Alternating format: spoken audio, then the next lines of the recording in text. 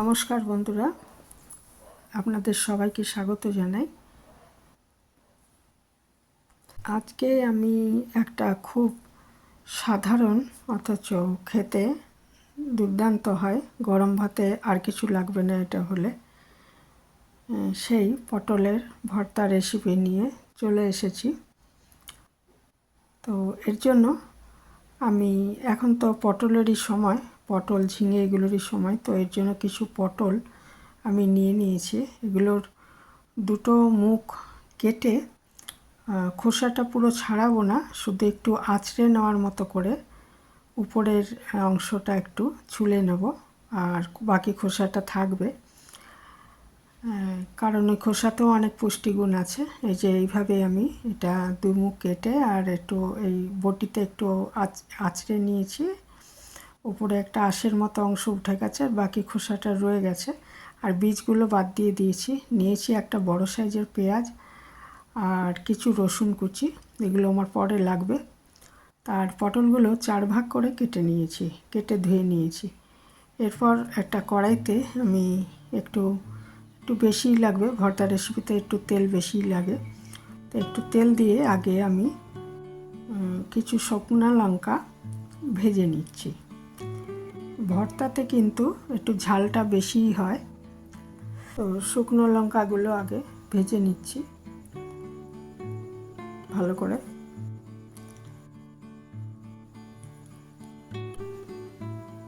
ভেজে নিয়ে এটা আমি সরিয়ে নিচ্ছি, তুলে নিচ্ছি।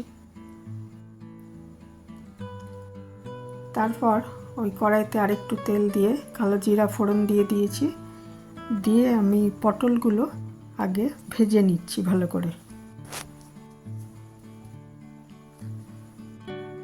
খুব ভালো করে ভেজে নিচ্ছি। নুন দিয়ে দিয়েছি পরিমাণ মতো, অল্প করেই দিতে হবে, কারণ বেশি নুন হয়ে গেলে ভালো লাগবে না। দিয়ে দিচ্ছি একটু হলুদ দিয়ে নুন আর হলুদ দিয়ে এটা ভালো মতো ভেজে নিচ্ছি। একটু ঢাকা দিয়ে ভেজে নিলে ভালো হবে আর কি, তাড়াতাড়ি এটা তাহলে ভাজাটা হয়ে যাবে, আর তাড়াতাড়ি নরম হয়ে যাবে পটলগুলো এবং ভাজাটাও তাড়াতাড়ি হয়ে যাবে। ওই জন্য আমি মাঝে মাঝে একটু ঢেকে দিয়ে 1-1.5 মিনিটের মতো ঢেকে দিয়ে আমি এটাকে আবার একটু নেড়ে চেড়ে আবার ঢাকা দিয়ে এইভাবে এটা ভেজে নিচ্ছি। আর ভর্তা কিন্তু সর্ষের তেলেই করতে হবে, সর্ষের তেলেই ভালো লাগে ভর্তাটা খেতে।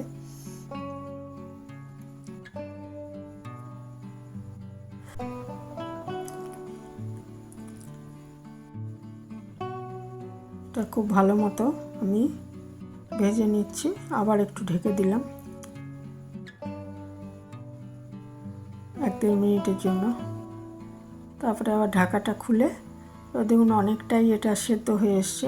এবারে আমি ভালো করে নেড়ে চেড়ে এটা ভেজে নিচ্ছি।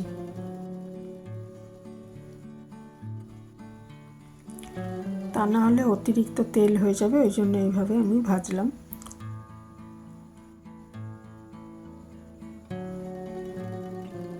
তা অনেকটাই তেল দেওয়া হয়েছে, এইভাবে না করলে আরও বেশি তেল লাগবে।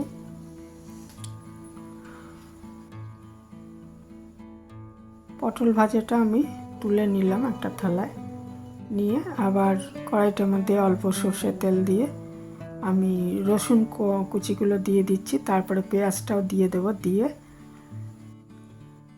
ভালো মতো ভেজে নিচ্ছি।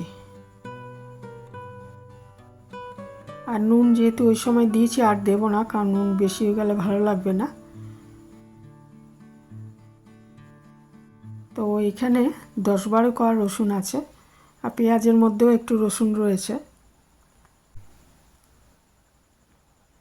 দিয়ে এবারে রসুন আর পেঁয়াজটা ভাজা হয়ে গেলে আমি ওটা নামিয়ে পটল ভাজার সঙ্গে রেখে দেবো। পটল ভাজা শুকনো লঙ্কা ভাজা এর সঙ্গে রেখে দেবো, দিয়ে একটু ঠান্ডা করে নেব আগে, কারণ আমি গ্রাইন্ডারে পেস্টটা করব, ভর্তাটা করব। ইচ্ছে করলে শিলে বেটে নিতে পারেন, শিলে বেটে নিলেও খুব ভালো হয়, তবে গ্রাইন্ডারেও কিন্তু মোট কথা হচ্ছে খুব মিহি করে পেস্টটা করতে হবে। গ্রাইন্ডারেও ভালো মতো পেস্ট হয়ে যায়, অসুবিধা নেই। কাজেই আমি গ্রাইন্ডারেই করেছি, শিলনোড়ায় আমি আজকে বাটিনি। তো এই যে এটা আমি পেঁয়াজ রসুনও ভাজাটা রেখে দিয়েছি, এটা ঠান্ডা হয়ে যাওয়ার পর আমি গ্রাইন্ডারে পেস্ট করে নিয়েছি। গরম ভাতে দুর্দান্ত লাগে। এখানেই শেষ করছি। ভালো থাকবেন সবাই।